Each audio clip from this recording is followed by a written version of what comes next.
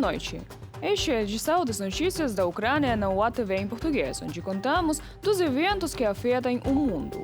Inscreva-se em nosso canal para não perder nenhuma informação importante. Hoje, dia 16 de fevereiro, vamos destacar o seguinte. Zelensky se reuniu na Conferência de Segurança de Munique com todos os países que podem e estão dispostos a ajudar. Agradeceu à Alemanha, encontrou-se com Marco Rubio e confirmou o envio de mais munição para a defesa da infraestrutura aérea e energética da Ucrânia. Polônia vai nuclear. E não se trata de se ou quando, mas de agora, afirma o presidente da Polônia, Karol Nawrocki. Segundo investigação do Financial Times, a infame e brutal força mercenária russa Wagner e PMS serão usadas pelo Serviço Secreto Russo, GRU, como uma força de sabotagem no interior da Europa.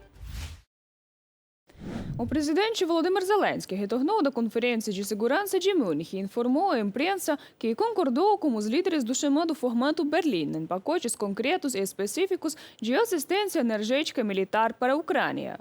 Além disso, segundo Zelensky, tanto os pacotes de ajuda quanto as decisões dos parceiros sobre novas sanções contra a Rússia podem ser anunciados já em 24 de fevereiro. Zelensky confirmou que a parte ucraniana se reuniu e discutiu questões de importância urgente com praticamente todos os líderes que podem e estão dispostos a ajudar, em particular a acordos com Marco Rubio e como secretário de Estado dos Estados Unidos. Durante seu discurso em visita à Eslováquia, logo após a Conferência de Munique, Rubio afastou preocupações sobre uma possível saída dos Estados Unidos da NATO, afirmando aos jornalistas que Washington permanece firmemente comprometida com a aliança e espera continuar a cooperação. Não queremos que vocês fiquem dependentes. Não estamos pedindo que sejam vassalos dos Estados Unidos. Queremos ser parceiros. Queremos trabalhar com vocês. Queremos trabalhar com nossos aliados. Queremos cooperar com vocês. E nosso ponto é, e continua sendo, quanto mais fortes vocês forem individualmente como países e coletivamente como aliança, mais fortes serão os membros da OTAN. Mais forte será a OTAN. Também em sua entrevista firme e direta a político, o presidente Volodymyr Zelensky destacou que a União Europeia já tomou muitas medidas, mas, por algum motivo, ainda evita impor restrições à indústria nuclear russa em geral e à operadora de energia nuclear russa Rosatom em particular. O presidente enfatizou especificamente que as sanções deveriam se aplicar não apenas à Rosatom como pessoa jurídica, mas também aos seus representantes e aos familiares destes que vivem em países europeus nos Estados Unidos, estudam em universidades europeias, possuem imóveis no Ocidente e continuam a desrespeitar suas leis e procedimentos democráticos. Dê essa mensagem aos europeus. Os europeus fizeram muito, mas ainda não impuseram sanções à energia nuclear dos russos, à Rosatom, às pessoas, aos seus parentes, aos seus filhos que vivem na Europa, que vivem nos Estados Unidos, que estudam nas universidades da Europa, que têm imóveis nos Estados Unidos. Então eles têm muitos imóveis. Eles têm filhos e parentes em todos os lugares. Vão para a Rússia, vão para casa. Vocês não respeitam ninguém nos Estados Unidos. Vocês não respeitam as regras, não respeitam a democracia. Vocês não respeitam a Ucrânia, a Europa, etc. Vão para casa. Por que isso não é certo? Novos pacotes de ajuda energética para a Ucrânia são esperados já na próxima semana, a fim de restaurar o setor de energia do país o mais rápido possível. O presidente também alertou os ucranianos para não ignorarem os avisos de ataque aéreo. Ainda restam alguns dias frios e os russos, sem dúvida, aproveitarão isso como novas ondas de terror contra civis. É assim que os russos querem a paz. Enquanto isso, as negociações de paz trilaterais entre Ucrânia, Estados Unidos e Rússia serão realizadas. No entanto, o otimismo ucraniano em relação a essas negociações é, no mínimo, contido. Esperamos sinceramente que a reunião trilateral da próxima semana seja séria, substantiva e útil para todos nós. Mas, honestamente, às vezes parece que os lados estão falando sobre coisas completamente diferentes. Os russos frequentemente mencionam algum espírito de Anchorage, e só podemos imaginar o que eles realmente querem dizer.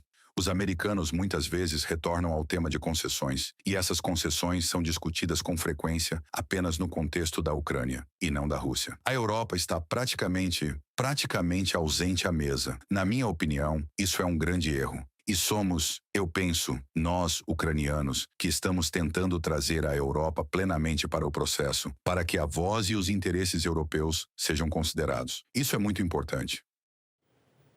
A parte americana também aguarda essas negociações da paz trilaterais que estão por vir e parece compartilhar a posição ucraniana, em vez de esperar algum resultado concreto delas. Não sabemos se os russos estão realmente interessados em acabar com a guerra. Eles dizem que estão. E em quais condições estariam dispostos a fazê-lo? E se podemos encontrar termos aceitáveis para a Ucrânia, aos quais a Rússia concordaria. Mas vamos continuar a testar isso. O presidente polonês Karol Nawrocki afirmou que é um grande defensor de que a Polônia se torne um estado nuclear e que o país deve seguir esse caminho. Nawrocki destacou que não sabia se isso aconteceria de fato, mas apoiava o fortalecimento da segurança da Polônia, mesmo com base no potencial nuclear.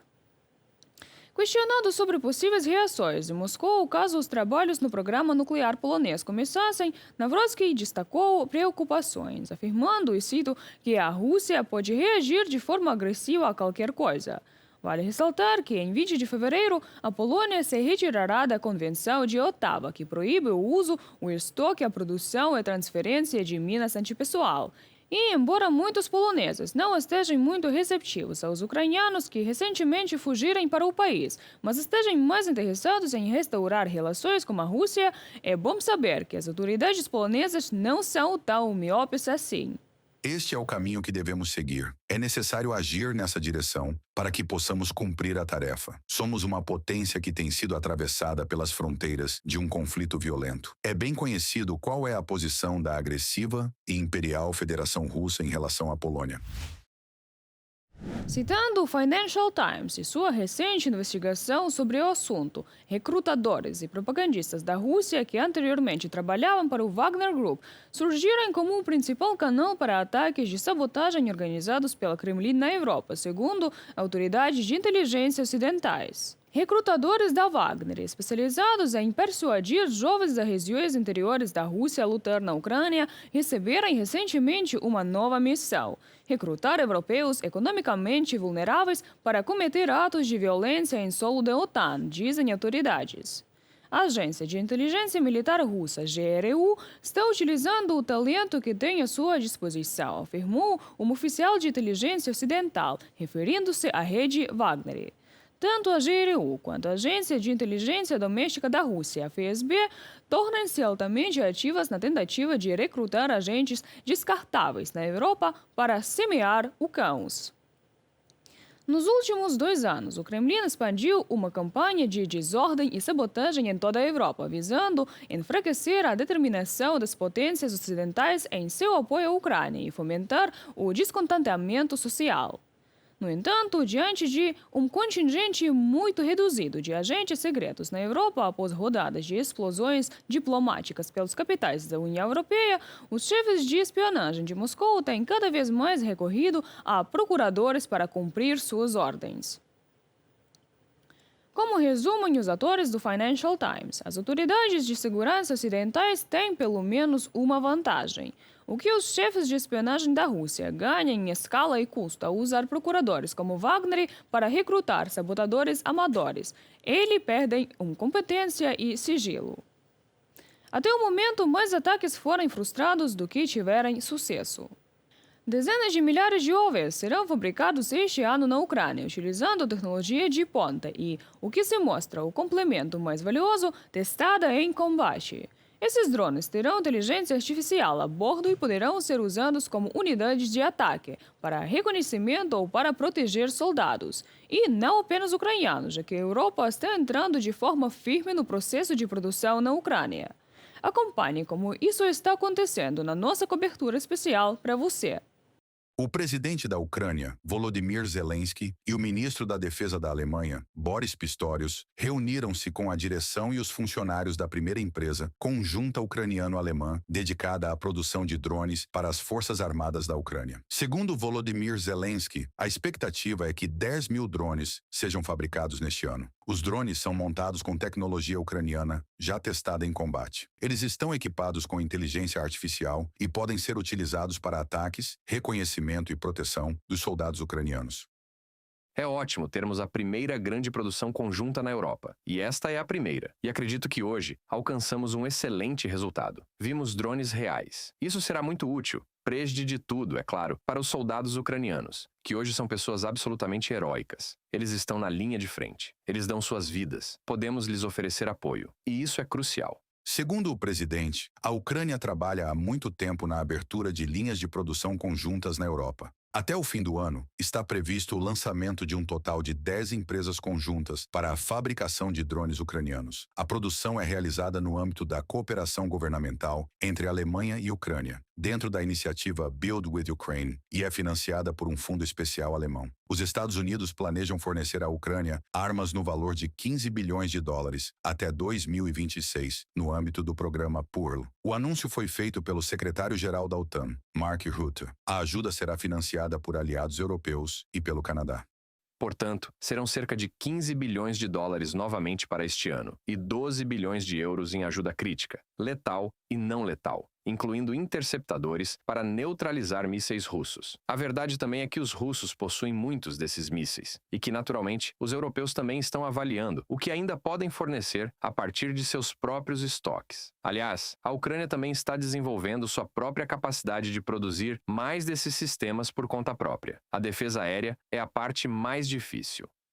A primeira-ministra da Dinamarca, Mette Frederiksen, está convencida de que a aprovação do empréstimo de 90 bilhões de euros para a Ucrânia ajudará a fortalecer a defesa aérea das Forças Armadas da Ucrânia. Ela afirmou isso durante um encontro com Volodymyr Zelensky, em Munique. Mette Frederiksen destacou que, devido às crescentes necessidades urgentes da Ucrânia, a União Europeia deve estar pronta para fornecer os recursos rapidamente para supri-las. O primeiro pagamento do empréstimo à Ucrânia está previsto já para o primeiro semestre de 2026. Vou repetir o que sempre discuto com outros chefes de Estado. Chegou a hora da Europa fazer tudo o que for necessário para proteger nosso continente e vencer. A ordem mundial que foi construída após a Segunda Guerra Mundial e que era muito boa mesmo para um país pequeno como a Dinamarca, desmoronou. Agora vivemos na desordem mundial e trata-se mais da sobrevivência dos mais fortes. Não há nada de bom nisso, mas é assim que as coisas se tornaram. Então a Europa terá que ser tão forte quanto o resto. É a Rússia que continua sendo o obstáculo para alcançar a paz, acreditam os parceiros europeus. O secretário-geral da NATO, Mark Rutte, observou durante uma conferência em Munique que a Federação Russa está agora apenas tentando aparentar poder, mas na realidade é fraca. Rutte enfatizou a importância de fortalecer as capacidades de defesa da Europa e de continuar o apoio dos parceiros à Ucrânia.